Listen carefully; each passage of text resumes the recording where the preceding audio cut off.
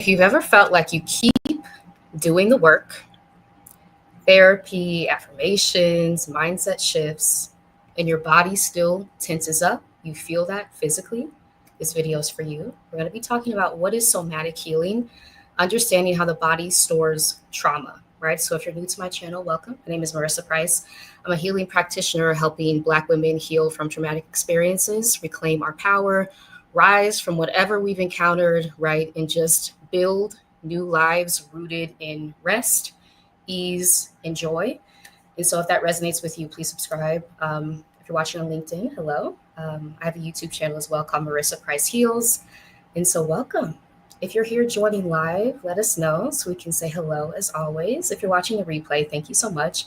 Again, please subscribe, like this video if it resonates, comment below if anything stands out. And I will also be facilitating a healing circle coming up on Sunday, October 26th. So at 5 p.m. Eastern. So you can always join us for that. It is sliding scale. And so I will link that in the chat to register. If you would like to join us, just link it real quick. And it's also scrolling here on the screen as well and in the description section. Hello, hello. Hi, Habo. Good to see you here. Please subscribe to Habo's channel for wonderful content on art. If you're an artist, a lot of opportunities to learn about grants and stuff like that. So yes, please subscribe to his channel. Hello, hello. AI Art to Assets. Welcome. Thank you for joining. Okay, so let's get into it. Right, somatic healing, what it actually means, how trauma lives in our bodies, and why so many of us, especially as Black women, struggle to slow down or feel safe resting. And so let me know if this resonates. This has been the case for me for pretty much as long as I can remember, if I'm honest, right? Feeling this sense of I can't slow down, I can't rest, right? The guilt that comes over so many of us when we just take a second for ourselves to recenter, to lie down, to breathe, to tell people that we can't do something, right? It's a physical response. And that's something that I've had to sit with. So it's not just an emotional, mental response that we have, right? We feel it physically in our bodies. I know as a recovering people pleaser, right? When I had to tell someone no, the burning that happens, right? Usually in my stomach, and I'll be talking more about the vagus nerve, right? And how it runs throughout our entire bodies. It impacts these physical sensations that we have to stress, to trauma responses. And that's how trauma really lives within our bodies, right? So it's not just something that we can heal necessarily through talking through it, though that can be helpful, talk therapy, but we really have to move through it. We have to move through what we've experienced, right? What our bodies are still holding on to, the somatic imprints that have been made, if we think about throughout our lives, right? The trauma that we have experienced, also generationally. So not just in our individual lives, in our individual situations, what we've experienced, right? But collectively, right? What we're experiencing now. So vicarious trauma is very real. We see someone else who we resonate with being traumatized, that traumatizes us as well. So that's real. That lives in our bodies. So individually, collectively, generationally, right? Trauma is passed down as well as gifts, right? As well as wisdom that we inherit. But trauma lives within our bodies. That's the entire field of epigenetics, right? It's passed down through generations. And so we're healing from a lot. And so it makes sense that it lives within our bodies while we're doing all these things, right? Affirmations, which can be extremely helpful. Therapy, right? Which has been tremendously helpful in my journey of healing. Mindset shifts, right? Coming into why we're thinking, how we're thinking, trying to shift our way out of that. And still we feel the impacts of trauma, right? That's because it lives within our bodies. And so just even recognizing that, something that indigenous wisdom has told us for thousands of years, right? These practices that have been buried through things like colonization, through enslavement, different ways to move trauma throughout our bodies, right? Dance, gentle movement, right? Singing, the vibration of that moves these things that we have experienced through our bodies. And I know it has been the case for me, right? Healing from a highly traumatic work experience, I had to get into my body, which I'll be speaking more about, right? It wasn't just living in my mind, although it was playing on loops, But the more that I got into physical movement, returning to the things that I used to do that brought me joy, which I've spoken about on my Substack, dance, right, has been huge. Listening to music, shout out to Alicia Renese, who has so many amazing tracks that really help us heal our nervous systems, right? Just the vibrations. Listening to things that feel good to your body helps you heal from trauma. And these are things that we tend to overlook, right? Within the Western context, healing is presented as this thing that is behind closed doors, right? That other people have access to, who are the authority, right? And credentials can be are necessary, so I have to say that. But also, we have healing tools within our bodies that we can tap into. So it's not an either or; it's a both and. And so, even recognizing that, right? All these things are helpful, and we often overlook our bodies through the process of seeking healing, right? And so that is the purpose of this video. So thank you so much for joining. I'm gonna get to the chat. Hello, hello. Hey, Marissa. Yes, please subscribe to, oh, I don't know if you're still on YouTube, Marissa, but yes, Enough by M&T. More fantastic art content if you are looking as a way of healing, right? And so Marissa was actually a guest facilitator for one of my group healing programs, which I'm still sitting with. Using art as a therapeutic practice. So getting into drawing, painting, right? Anything that you probably used to do when you were younger, it's reactivating these things to heal from trauma. And no, it's not silly, right? That's how it's presented often to us. It's silly, right? Overlook it, play. What are you talking about? But that's really like the bridge to healing from trauma, because you're getting into your body, the thing that's often overlooked within a Western context when we're talking about healing. Getting into your body, right? Reactivating your imagination to heal. And so that is somatic healing. We're going to talk more about it. Hello. Yes, we need psychological help and psychiatric help to get us on the right track. Thank you for this. Yeah. If we think about, again, what we've experienced, oh my gosh, over centuries, right? Over centuries, we're talking about the level of trauma that we have experienced. And it is passed down. We have not had time, space, right? Though there are different ways that we have carved out healing through, again, a lot of times getting into our bodies, even though we don't even have the label, right? We don't need the label always, but it's somatic healing. Singing, right? Movement. All of these things, right? Getting into nature, tapping into your senses, sitting in the sun. All of these things are somatic healing. They're helping our bodies process what we've been through. And so that can be helpful, yes, to even recognize that this is something that we have been doing for centuries. The label might be new, right, under the umbrella of somatic healing, but these are practices that have been going on for thousands of years, but they're often overlooked, downplayed, right, made to feel like labeled as like silly within the Western context. Again, as someone who has a master's degree in social work, is very real. None of these things were taught to me within my formal education, right? I've had to seek this information, understanding outside of the institution to really understand, how do we heal? How do we heal from what we've experienced? And not just individually, collectively, right?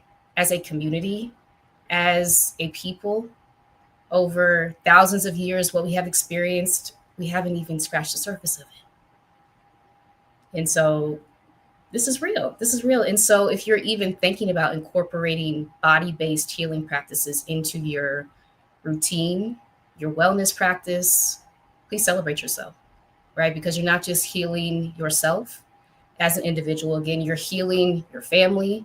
We think about like family systems theory within social work, right? So it's us individually, it's our family, it's our community, it's generations, right? And that's how we really impact the world. And so this is not small. Once you have this knowledge and understanding, I know for myself, once I learn something, I'm sharing it, right? 5, 10, 20 people, like whoever wants to listen, like I'm sharing it because I've learned it and it's helped me. And I know that's the case for so many of us. So just think about how far this could spread, right? Once you see the thing that is often overlooked, but that is thousands of years old, somatic healing, getting into our bodies, spreading how it has impacted you, which I plan to do, right? My own healing experience from a toxic job. The trauma did not just live within my mind, right? Within my emotions, though that was part of it. That wasn't the full picture, though. I had to move through, right, by returning to ancestral practices to heal from the racial trauma that I experienced in the workplace. And so this is very real. Get to the chat. Hey, Taisha, always good to see you. Hi, Marissa in chat. I'm looking forward to this live. Thank you for joining. Hello. Hello. Thank you for joining our Hollis 1261.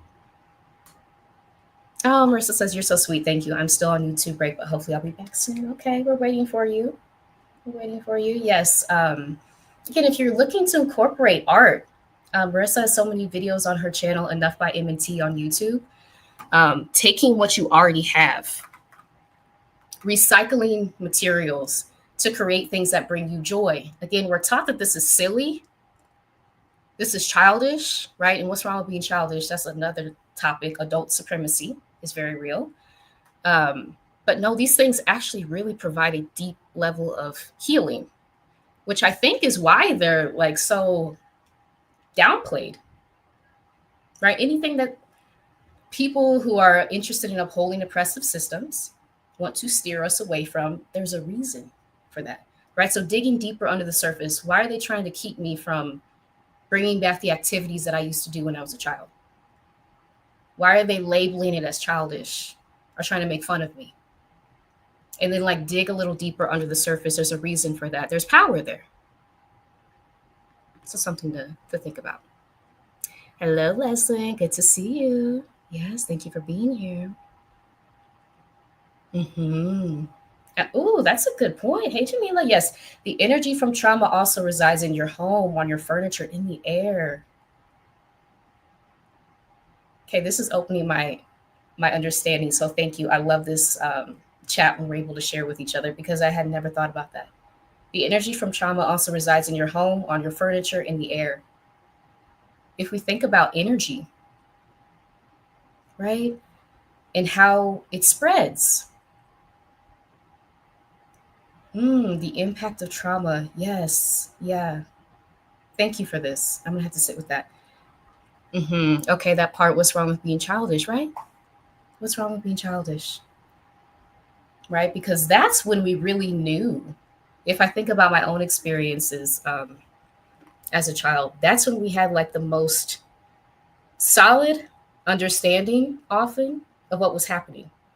And it's a period of, it's a process of gaslighting, right? Of telling us that we're not actually seeing what we're seeing as children, that we start to do that to ourselves, right? And then we're in adulthood, we're trying to reawaken this understanding that we had very early on. And so if you haven't heard of the term adult supremacy, that's been really helpful for me to understand what's going on. It's told to us that it's childish, but when they do it, it's repurposing, it's eclectic. It's all the terms that make them seem smart. Yeah. And so we see how these things are relabeled. And I'm thinking about a ton of different things right now. But we see, like, when you attach a different label to it, oh, all of a sudden it's something that now I'm interested in it. Right? And it's kind of unpacking these terms that are used, how they're being used, who's using them, right? Going deeper beneath the surface is always needed within systems of oppression. And you'll start to connect the dots, right? Okay, now I see. Now I understand, because that and that are connected. So that can be really helpful. Yep. I slick wish I was a baby right now, right? I know. Yes, Marissa says that's such a good point. They benefit when we think healing needs to take place outside of ourselves. Thank you for this. Yes. Yeah, and that's the purpose of this video today, right? So all these things can be helpful, right? Not trying to downplay them because they've been very helpful in my own journey. Um, Therapy, seeking therapy, affirmations, mindset shifting, all of these things are tremendously helpful. And also, we have tools within us that we can activate for more healing, right? That are already within us, that we don't have to seek outside, that can add to these things that we're doing externally. Yeah. Yes. Yeah. Leslie says, OMG, I'm working through the damage that I have done through adult supremacy. I cannot begin to apologize enough for the damage I caused my child.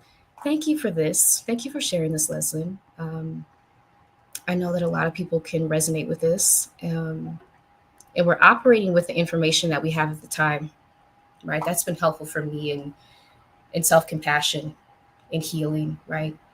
And part of that is, right, with the people that you have harmed, apologizing, right? I'm sorry for this. I didn't mean for this to go that way. I didn't mean for this to impact you that way. Um, Taking accountability, right? And so I appreciate you sharing that. Okay, get to my notes. Okay, so the truth is, you can't think your way out of trauma that your body never got to feel safe enough to release, right? So you can't think your way out of trauma that your body never got to feel safe enough to release. And so that's the purpose of somatic healing. And again, please subscribe if you're interested in content like this in the future. It is Somatic October, so I labeled this month Somatic October to help us understand how healing can really take place within our bodies, right? In addition to all of these things. But again, being formally educated in social work, none of these things were in my curriculum. I've had to teach myself. I've had to seek out resources. I've had to be in community with other incredible healers who have shared information with me, right? Their own journeys of how they've healed from trauma and risen, right? And so I'm really interested in just sharing this knowledge more broadly about why it can feel so difficult to feel safe within our own vessels. And we've been taught to also like overlook our bodies. And there's a lot of things I'll be talking about with that too. To view our bodies as kind of something to be disgusted at, right? I'll be talking later this month, maybe this week, about our menstrual cycles, right? Trying to understand how our bodies work, function, operate, because there's been a lot of shame just around the body in general, our vessels that we're housed within, right? That give us so much information that are trying to keep us safe, to extend our lives as long as possible. We've been taught, right, that something is wrong, that we should feel shameful for the way that they look, for the way that they operate, right? And understanding why that is and reframing that within our minds, right? No, our bodies are actually a site of liberation, healing, right? Something that, again, indigenous wisdom has taught us for thousands of years, bringing that back, right? Although it never went anywhere, but like really making it prominent, I think is important during these times. Okay, let me get to my banners. Thank you. I appreciate that. Thank you. This feedback is so helpful, y'all, because as a solopreneur, right, it's just normally me and my ideas, right, generating these. So anytime that I receive this type of feedback, I appreciate it. Thank you for this. Okay. Somatic. So somatic, okay, what somatic healing means, right? So somatic comes from the Greek word soma, meaning the living body. Somatic healing is a practice of reconnecting with our bodies as a primary pathway for healing, right? Or secondary, however you want to view it, through movement, breath, and sensation, instead of only through our thoughts and through logical analysis. Again, that is how Western healing is often presented to us, right? So if you can tap into your logic about why this happened, that's going to help you heal. If you can understand why this person spoke to you that way, why they were treating you this way, then you can heal, right? That's the key to healing. And a lot of us have found no, right? Because I'm still experiencing these same bodily sensations. When I go to a new work environment, right, as an example, and people are not talking to me this way, they're not treating me this way, and I'm still having the same sensation come over me that I'm in danger. Why is that? It's living within your body, right? That imprint is physical. And that's important to recognize, right? So we are often taught within the society to live from the neck up. And so let me know if this resonates, right? To live just from here, just in our minds, just mentally trying to understand what happened, trying to talk through, which can be helpful. I always want to say that. It has been tremendously helpful to have a safe space to talk through what happened, right?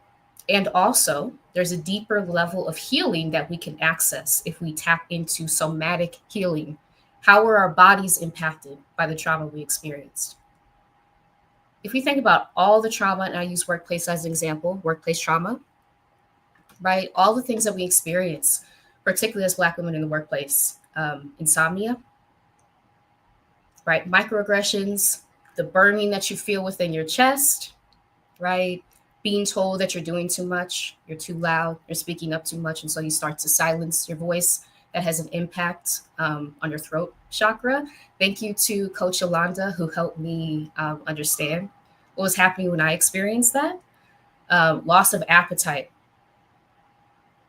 right? Different bodily sensations, heart palpitations, hair loss, right? Due to stress. These things are impacting our bodies. And so that means healing also has to happen in the body. Right? And that's what I really want to emphasize. The trauma happened to our bodies if we think about the sensations that happen. And so healing must also have to happen within the body.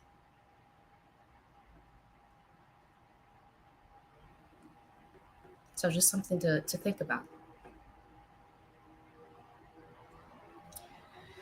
So we are taught early on, a lot of us, that to survive, we must stay composed, capable, in control, right?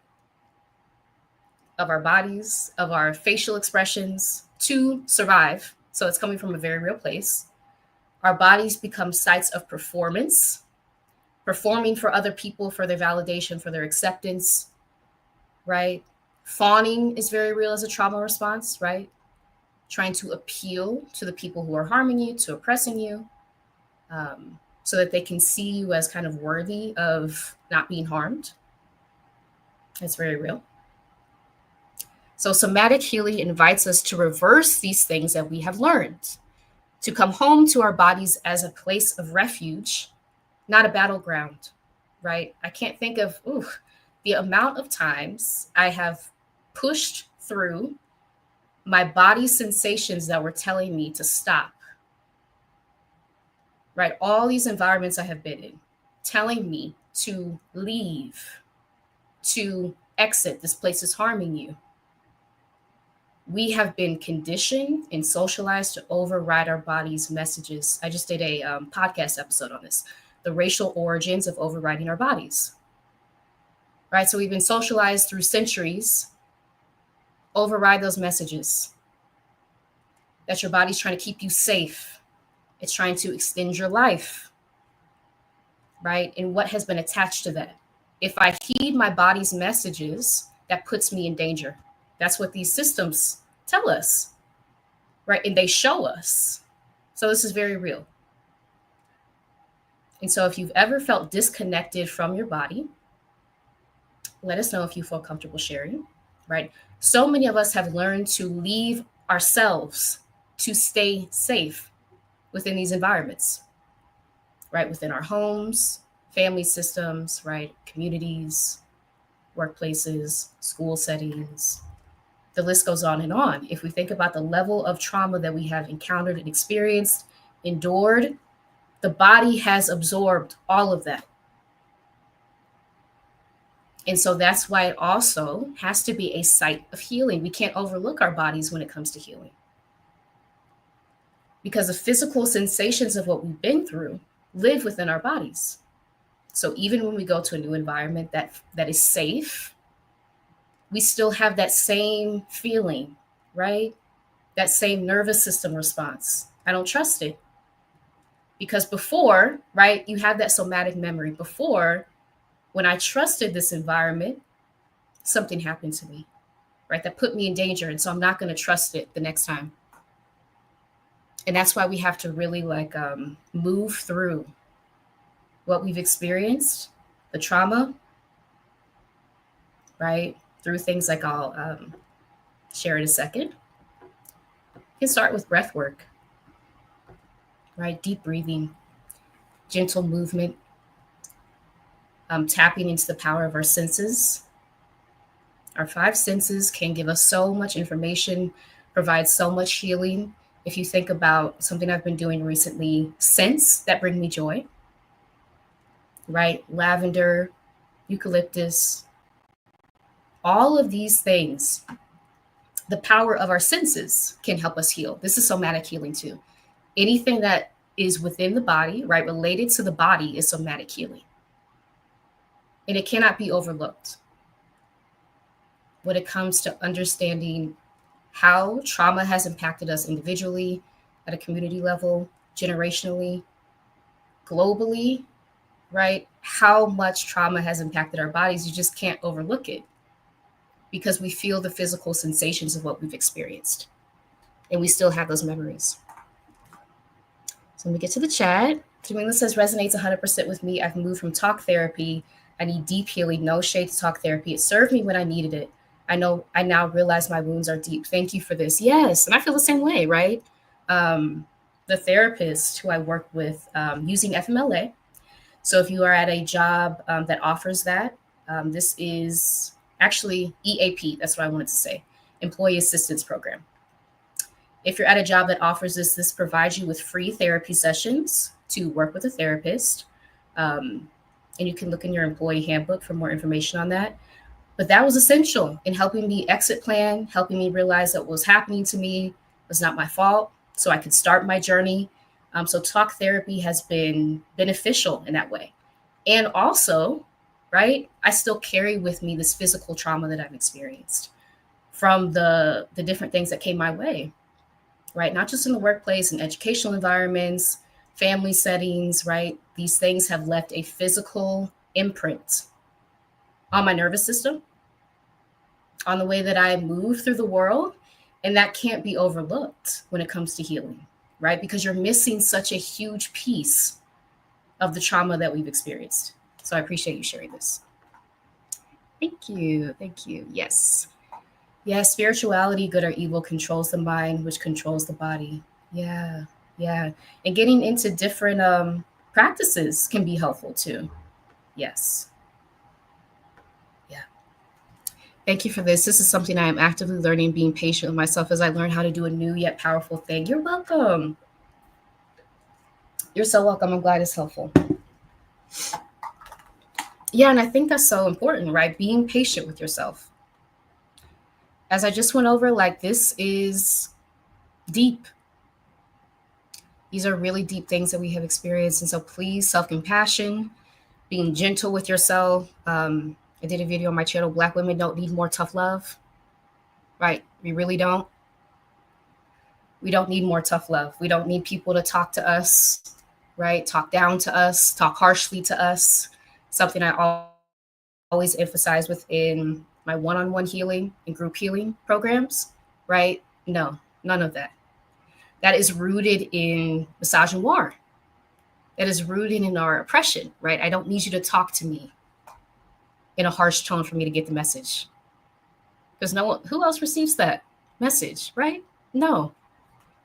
And so talking gently to ourselves, to your point, thank you. Talking gently, right? Compassionately is so important in healing. right? Because our nervous systems respond to the gentle tone, to the calm, right? You tried it, maybe you made a mistake. That's okay, right? You can adopt this self voice, this internal voice inside.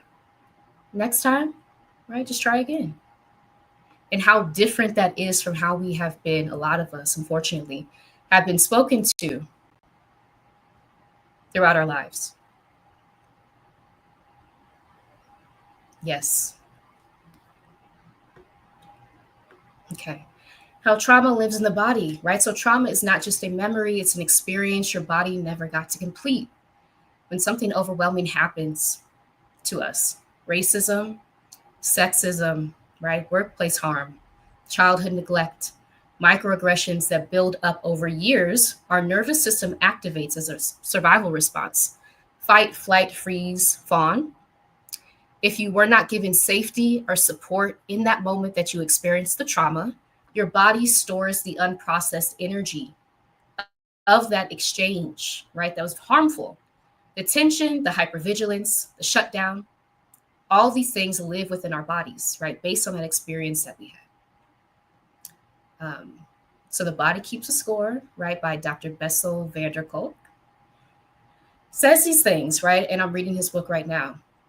These things that we experience throughout our lives are stored within our bodies. So it's not just mentally that we're harmed, it's physically.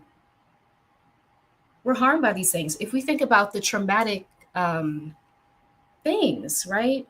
And if this feels triggering, please always know that you can click off, come watch the replay when it feels better. But if we think about these things, right, they have left a physical imprint on our bodies. And so healing has to be in the body too. And so just to think about, right, generations, over generations, our bodies have been asked to hold, right? What society tells us we have to hold. Labor without rest, right? Strength, no matter what we're going through. Visibility without safety. Somatic healing can give us a way to start releasing what we have experienced that has traumatized not just our minds, not just our spirits, right? All these things are connected, but our bodies too. It lives within our bodies, right? And so just taking a deep breath here, releasing anything that you may have been carrying.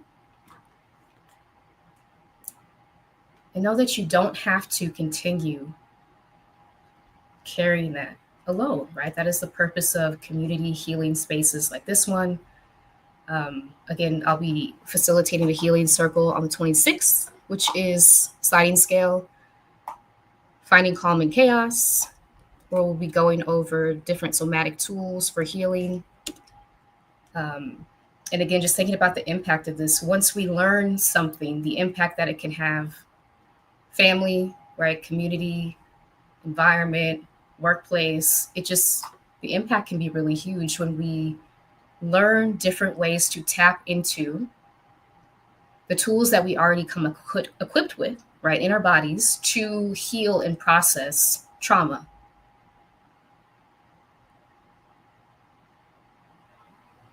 So yes. Okay.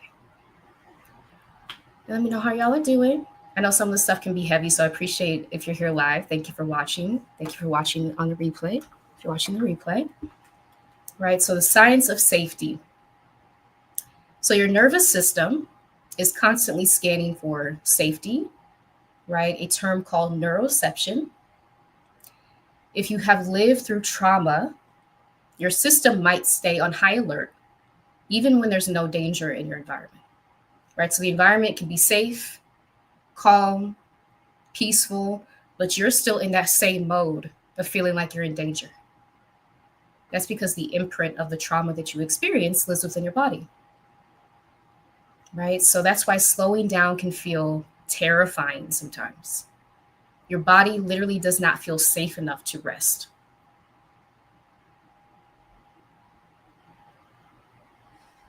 right? And so I've been thinking about Trisha Hersey's work with the NAP ministry, which has been life changing for so many of us, right? That gap between reading that I had between reading her work,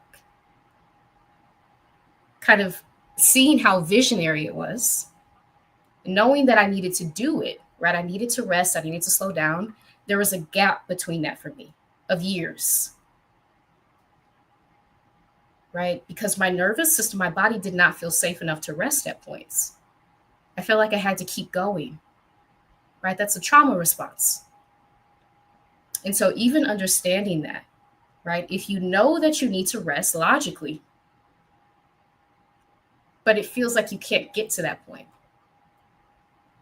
the trauma may be living in your body, right? Your body may be telling you it's not safe to rest, it's not safe to slow down. And so, just understanding that, right? We have these various somatic memories within our bodies that have been stored throughout our lives, and again, generationally too, that have told us this thing: when we rest, I'm not safe, right? When I rest, I'm vulnerable. If I think about, right, history, if I think about the plantation system, when I rest, somebody's going to look at me and say, right, now is the time to do something brutal. My guard is down, right? I can't let my guard down because someone has harmed me in the past, right? Or I have this memory. Maybe it didn't happen to me. Vicarious trauma is real. Maybe it happened within my community, right? And I heard that, I processed it. Or ancestrally, maybe I'm picking up on something that happened within my lineage.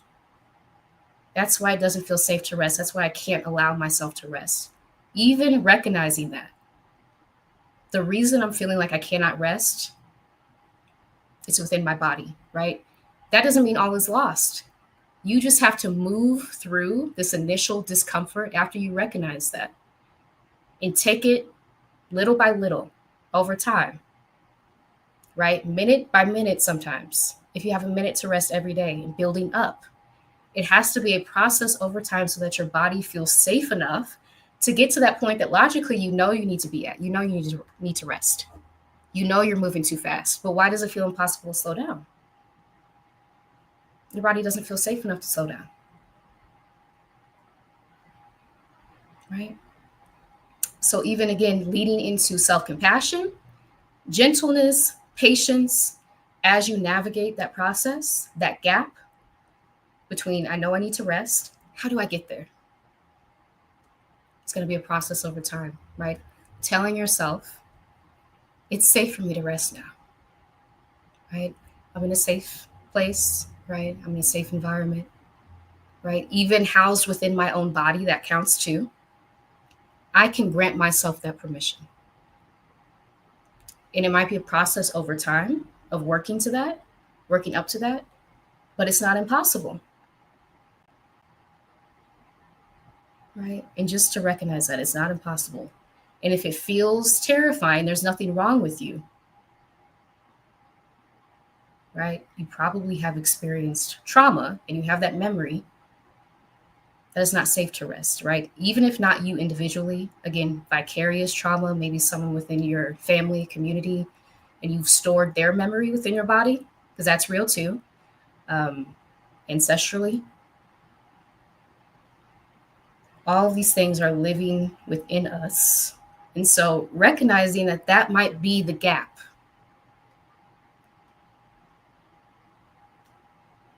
Right? Yes. Thank you for this, Leslie. Yeah, a very wide gap. Yep. Knowing that we need to rest. Again, shout out to Trisha Hersey, her amazing work with the NAP ministry, right? Lay down. I know what I need to do logically, and yet I don't feel safe to do it. I don't feel safe to slow down. I don't feel safe to rest. I feel vulnerable, right? I feel like I'm being exposed to harm.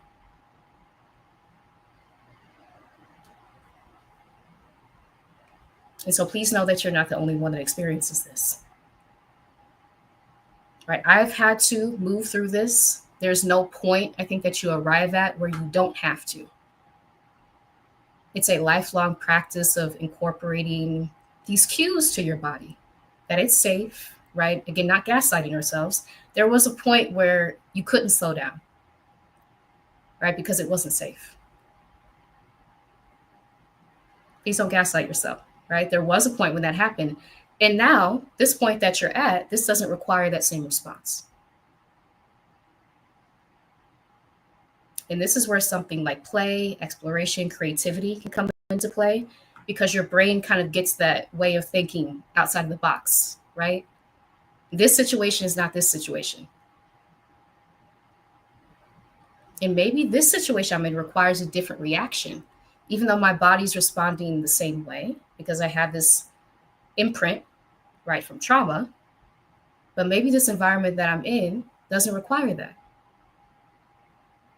And I can, right, ease. I can enter into ease. Little by little, I can let my guard down, right? Trusting my body's cues. It's a practice over time if you've experienced trauma. Thank you, Marissa, for sharing this. In the past, I dissociated from my body to survive. Healing began with thanking my body for not leaving me, and then agreeing to listen to my body when it told me to do simple things to rebuild trust. Thank you for this. Woo. Me too. Yes. Dissociation, Glamazzini on YouTube, Rashni Cope talks a lot about this.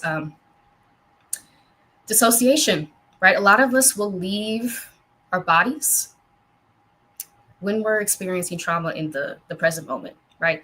And again, this is our body's way of protecting us.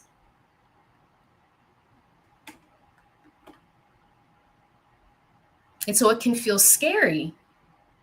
Re-embodiment can feel terrifying when you've had to leave your body, right?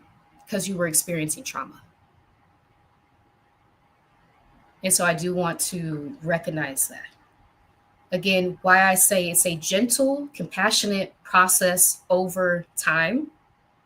This is not an overnight thing at all, by any means. This is a slow, intentional practice of feeling safe and at home within your body once again. Right? Because a lot of us have had to dissociate. If I think about the environments that I have been in throughout my life, right, that were incredibly harmful. My body's coping mechanism, as Marissa shared, thank you, was dissociation.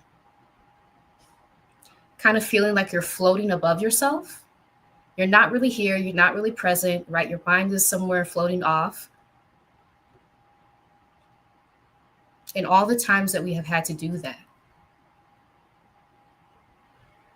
Again, individually, right? If we think generationally, to leave our bodies to survive the trauma, the harm of what we're experiencing in the current moment,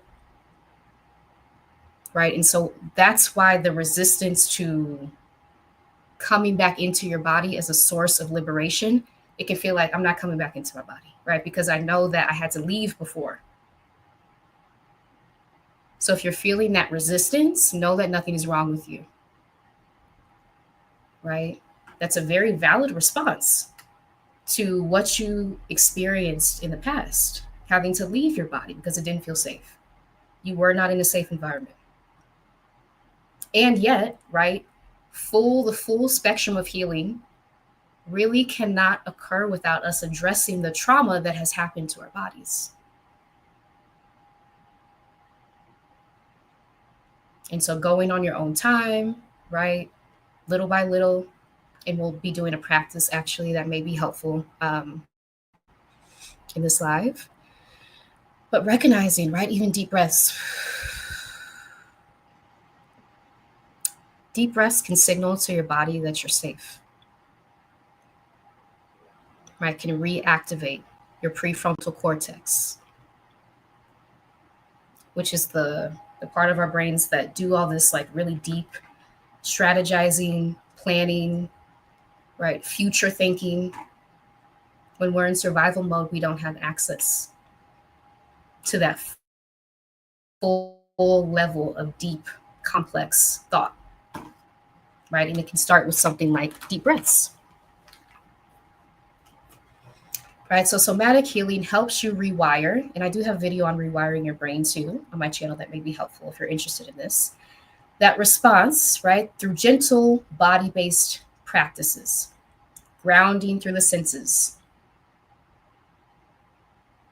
breath work that slows the vagus nerve, which I'll be speaking about maybe this month. The power of healing the vagus nerve, shaking, stretching to release tension, tracking sensations with curiosity, not judgment. Right? This is a process that you really do not want to judge yourself through as you're returning to your body. Right? Because there can be a type of judgment. I know I need to rest. And I've seen this a lot, actually, in unfortunately, some healing spaces too. Right? You need to rest. Why are you not resting? If your body doesn't feel safe to rest, it's going to feel impossible to do, even though you know that you need to do it logically. Again, we're taught to live from here up in Western society, just here. Right? This is a place that's taught to us as the ultimate understanding. Right? But there's so much knowledge throughout this entire vessel that we're in that we can tap into. And so if we don't feel safe enough to rest, the practice, right, logically, yes, I know that I need to, but am I going to be able to actually do it if I don't feel safe? And so that's what somatic healing is. Providing practices for us over time to feel safe within our bodies to do these wellness practices, to rest, to inviting joy, right? To walk in nature, to address that gap that exists between what we know we need to do logically to be well and getting there. It can feel impossible sometimes. And the reason for that is often in the trauma that has been stored within our bodies around slowness, ease, rest. It feels unsafe. It feels terrifying. So just keeping that in mind. So over time with practices, right, with somatic healing practices, your body learns I can be safe and at ease. This is what liberation can feel like on a cellular level, right? Not just intellectually, but within our bones. Within our bones, within our bodies, liberation exists. Okay, and so I do have a practice. Okay, and I did want to say this real quick. Let me go in the order of my banners. And thank you for being here. So if you're here live or watching the replay, right? So the liberation work, somatic healing is not just personal. As I said before, it's collective, it's generational. When we reclaim our bodies, we're also rejecting the systems that taught us to ignore them. This is very real. Again, I just did a podcast episode on this. The racial origins of overriding our bodies, right? Of pushing through pain, of sacrificing ourselves, right? Of our labor being something that's viewed as something to be extracted from our bodies, and then our bodies can just be tossed to the side. These things are very real. They're very real. They're rooted in very traumatic historical experiences, right? So these systems depend on our disconnection from our bodies, our intuitions, our joy, because when you're disconnected, you're easier to control. And so liberation, right? Coming back into your body, becoming your own safe space. Healing becomes a radical act. Every breath that indicates to your body that I'm safe now, right? I'm safe. It's a refusal to keep living in survival mode, where we don't have access to the deep level of processing information, of thought, right, of complex patterns that our brains are able to do.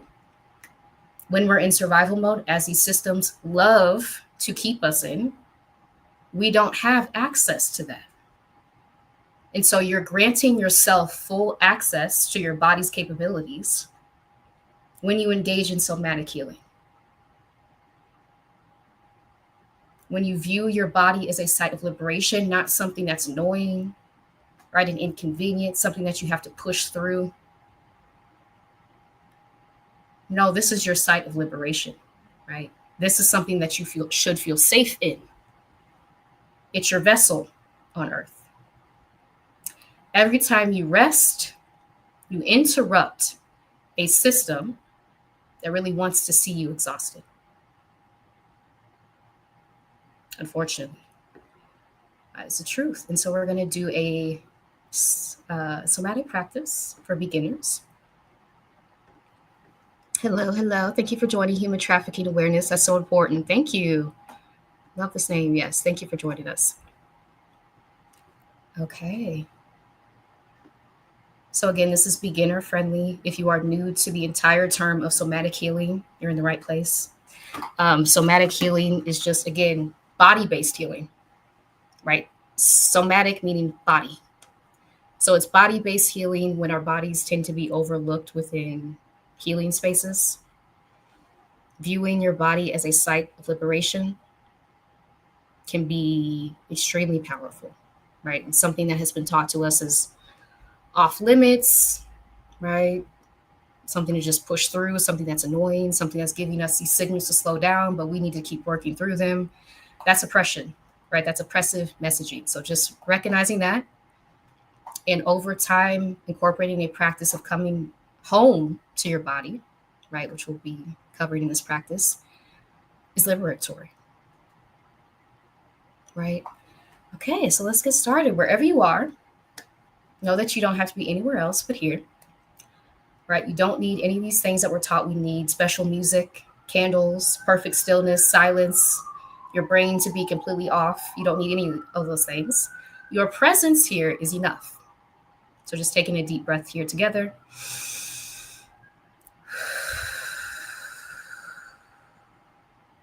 Notice how you felt before you took the breath and then after.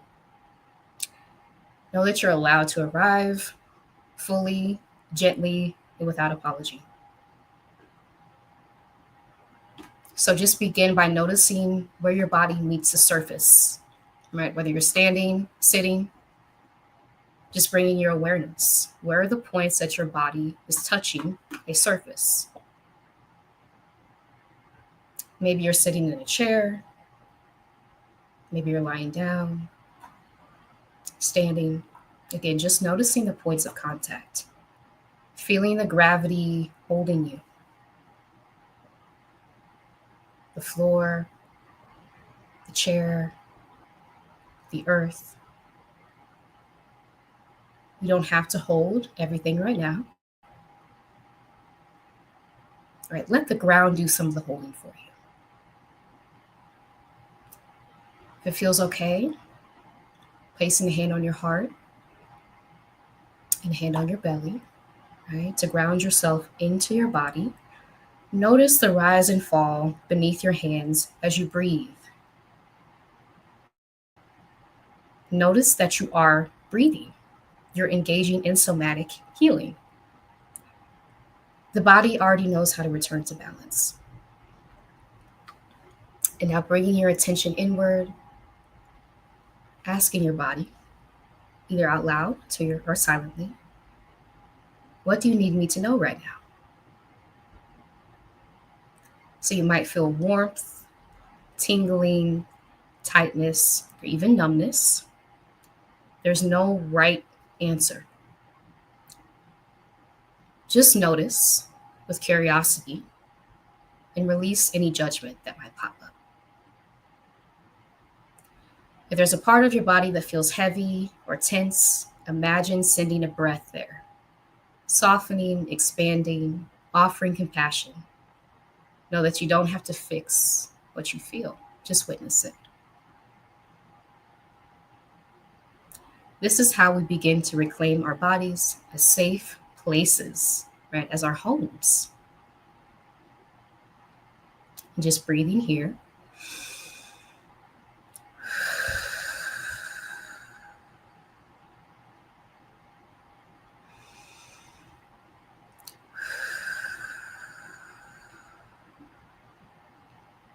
And as you breathe, imagine the energy of your breath spreading through your body, from your heart, down your arms, through your legs, into your feet. These affirmations may be helpful to say to yourself, either out loud or silently. My body belongs to me. I am safe in my body.